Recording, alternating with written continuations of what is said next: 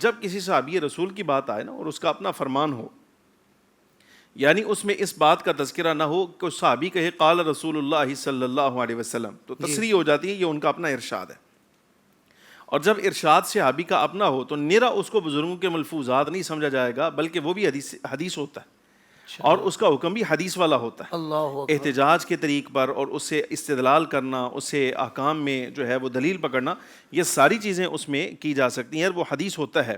اب سیدنا ابوبکر صدیق رضی اللہ تعالیٰ عنہ ایک تو صحابی رسول ہیں اور دوسرا خلیفہ راشد بھی ہیں، امیر المؤمنین ہیں، تو پھر صحابی ہونے کے ناطے آپ کا فرمان حدیث ٹھہرا، اور خلیفہ راشد اور امیر المؤمنین ہونے کے ناطے آپ کا ارشاد آپ کی ریاست کا قانون اور دستور بھی ٹھہرا. اللہ اکبر.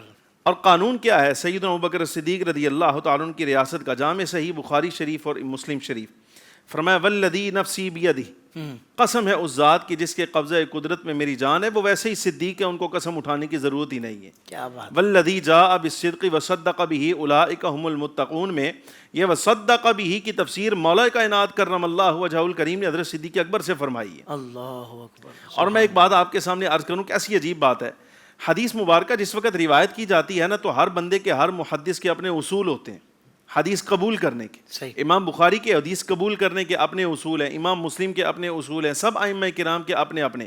اور یہ انداز بھی انہوں نے صحابہ کرام سے لیا. حضرت صدیق اکبر رضی اللہ تعالیٰ عنہ جب کوئی ایسی حدیث آپ کے سامنے آتی جو آپ نے نہ سنی ہوتی تو آپ کے قبول کرنے کا اپنا انداز تھا. حضرت فاروق اعظم رضی اللہ تعالیٰ عنہ آپ گواہی لیتے تھے، گواہ لے آؤ، یہ حدیث تمہارے سامنے کسی اور نے سنی ہے کہ نہیں سنی، گواہ پیش کیا جاتا تو آپ قبول کر لیتے. مولا کائنات کرم اللہ وجہہ الکریم کا دستور اور قانون یہ تھا کہ آپ اس وقت تک وہ حدیث مبارکہ جو خود آپ نے حضور سے نہیں سنی، اگر کوئی دوسرا بیان کرے تو آپ فرماتے تھے قسم اٹھا، حلف دے اس بات پر کہ حضور کا ارشاد ہے. اور جب تک وہ قسم نہیں اٹھاتا تھا اس وقت تک آپ اس کی بات کو قبول نہیں فرماتے تھے. کہ مولا کائنات کا اصول تھا، احتیاطی مرحلہ ہے.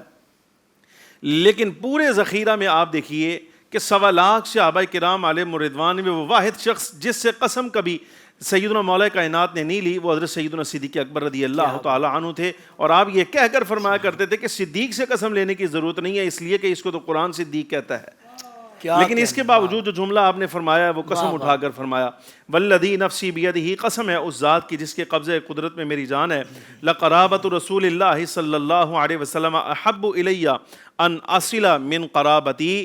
فرمایا اللہ کی قسم مجھے اپنی اولاد کے ساتھ بھلائی کرنا، نیکی کرنا، پیار کرنا، شفقت کرنا، انعام کرنا، اکرام کرنا اس سے کہیں زیادہ محبوب ہے، مقبول ہے. اور میرا مطلوب یہ ہے کہ رسول اللہ کی آل راضی ہو جائے، حضور کی قرابت دار راضی ہو جائیں، نبی علیہ الصلوۃ والسلام کے رشتہ دار راضی ہو جائیں. یہ سیدنا ابوبکر صدیق کا ارشاد بھی ہے، صحابی ہونے کے ناطے حدیث ٹھہرا، اور خلیفہ راشد ہونے کے ناطے یہ آپ کی ریاست کا قانون اور دستور ٹھہرا.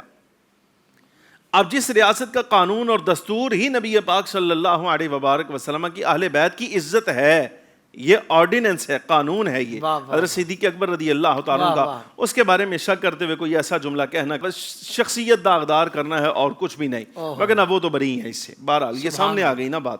اور امام بخاری مسلم جیسا عادل بندہ یہ روایت لے کر آ رہا ہے، شرائط پر پوری اتار کر حدیث صحیح ہے، تو حدیث صحیح ہونے کے ناطے اب تو الزام رہ جائے گا، پیچھے کو بات جو ہے وہ رہ نہیں جاتی. اس کے علاوہ جب اگلا بندہ خود اقرار کر لے بھی ہماری تو ریاست کا قانون یہ ہے کہ رسول اللہ صلی اللہ علیہ وسلم کی آل اولاد اپنے قرابت داروں سے زیادہ زندگی کے تمام شعبوں میں دینی رہنمائی حاصل کرنے اور آخرت کو بہتر کرنے کے لیے ہمارے YouTube channel Islamic digital studio کو سبسکرائب کر لیں اور بیل آئیکن بھی پریس کر لیں.